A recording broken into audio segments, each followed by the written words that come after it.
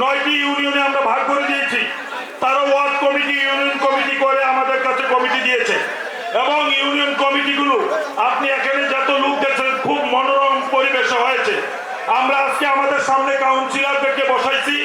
সকল কাউন্সিলর আপনার সামনে প্রসপেক্টাস ম্যাগাজিন আছে, এটার মধ্যে দেখেন সকল কাউন্সিলর ভোটার লিস্ট আছে।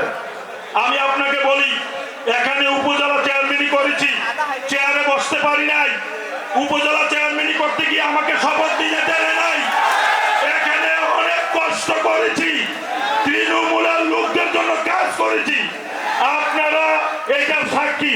বিশেষ করে প্রিয় প্রধান অতিথি বুলু ভাই, আপনার উপরে যখন এই নাকসামে হামলা হয়েছে, আমরা এই মহানগর এই বুড়িচুঙ্গার লোক গিয়ে যখন এই বিশ্ব রোডে মিছিল করেছি, তখনও আমাদের বিরুদ্ধে একটি মামলা হয়েছে। আমরা মামলায় জড়িত।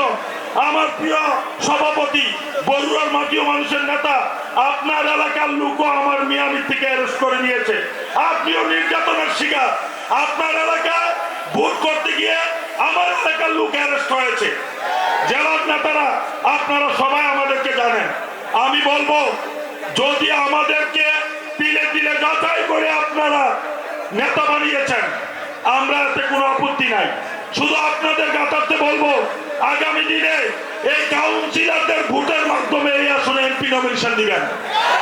যদি আপনারা আমাদের ইউনিয়ন নেতারা ভোটের মাধ্যমে হয়, ওয়ার্ডের নেতারা ভোটের মাধ্যমে হয়, উপজেলার নেতারা যদি ভোটের মাধ্যমে হয়, এমপিও ভোটের মাধ্যমে হবে।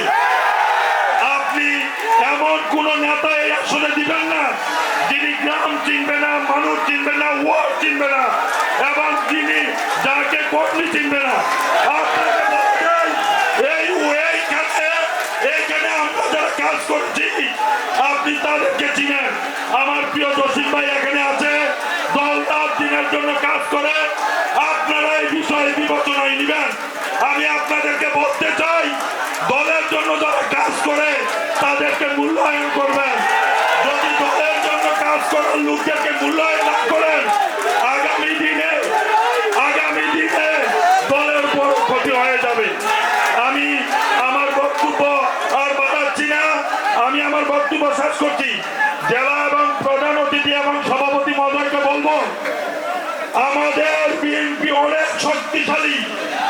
আপনাকে হলফ করে বলতে পারি, বুড়িচঙ্গে একটি কেন্দ্র বিএনপি ফেল করবে না ইনশাআল্লাহ। ঠিক কিনা বলেন?